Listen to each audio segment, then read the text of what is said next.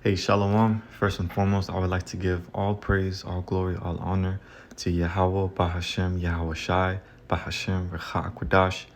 Double honors to the elder apostles and elder bishops of Great Millstone who rule well, who teach well, and salutations unto the hopeful elect that are scattered abroad, of the men, women, and children who believe, as well as the first fruits, in which we hope that we are. I'm gonna make this quick video going into the Son and the Father being two different entities, or should I say the Father and the Son being two different entities. Now, there's a lot of confusion within Christianity that, JC is God and vice versa. And there's plenty of scriptures that call that false doctrine out. But you just have to, through the Spirit, have the eyes to see and have the ears to hear. And in this video, I just want to point out just one example, because there's many examples, but just one example of the Father and the Son being two different, entities. Now, they are one, as the scriptures say, one in mind, which, comes from the word lab in the Hebrew, the Paleo Hebrew lab, and it means mind, but it comes from the word heart as well. So when the scriptures talk about heart, it's also referring to the mind, right? The Lord, roughly paraphrasing, the Lord, works or deals with the hearts of men, meaning the mind. He deals with our inner thoughts. So real quick, I'm going to pull up this account, which is in St. Mark chapter 1, verse 13. I'll start at 12. And immediately the Spirit driveth him into the wilderness. This is talking about Yahweh Shai going into the wilderness to be tempted by Satan or Shaitan. Mark 1 and 13. And he was there in the wilderness 40 days, tempted of Satan. Now, I want to go into that sentence right there, tempted of Satan. If the Son is the Father, how is it that the Creator created something to have the power to tempt him? Now, when you tempt someone, let me get that word tempted real quick, because it's typically used in, a negative manner. That word tempted. Strong's G 3985, pyrazo.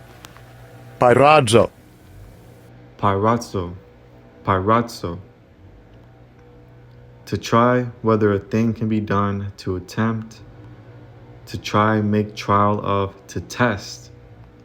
In a good sense, in a bad sense, to test one maliciously, craftily, to put to the proof his feelings or judgment.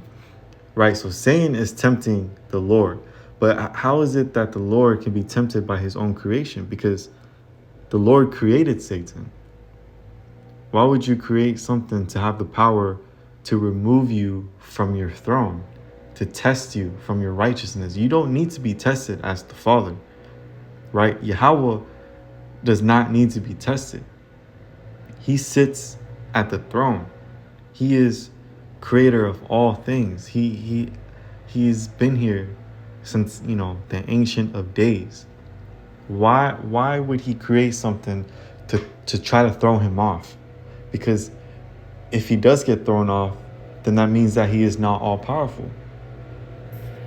And it's just these simple things that, go over people's heads. It's these little things, through the Spirit, we're able to understand these sayings in the scriptures. But that was just something that I wanted to point out as I was reading. And that's pretty much the point. Now Satan wants to act up, but that was pretty much the point. The Son and the Father, the Father and the Son are two different entities. You have Yahweh, and then you have his Son, Yahweh Shai. the Lord, the Heavenly Father cannot be tempted by his own creation. Just a little, just something to point out. So with that, I hope you were edified. I hope this kind of helped you realize just even a little bit the difference, and also to help you see, the false doctrines that's being taught around the world, through these Christian churches, because they could be very well, deceived. Well, the hopeful elect cannot be deceived, right? So if you're to understand this, then you may be of the hopeful elect. But if you cannot understand it through the Spirit, then you're still thinking carnally, and therefore you may not be of the elect. You may not even be an Israelite, right? Because the scriptures is only written by the Israelites, for the nation of Israel. So I just wanted to point that out, because when you read in between the lines, it doesn't make sense for the Heavenly Father to create a spirit to give him the power to try to test him. No one needs to test him. So then who is it talking? Who is it referring to? Who is Satan tempting? That's his son, the only begotten son. So I don't want to keep rambling, in circles. So with that, I'm going to say, call Allah, Yahweh Shem Yahushai. I pray to thee that you were edified. Until the next one, Shalom.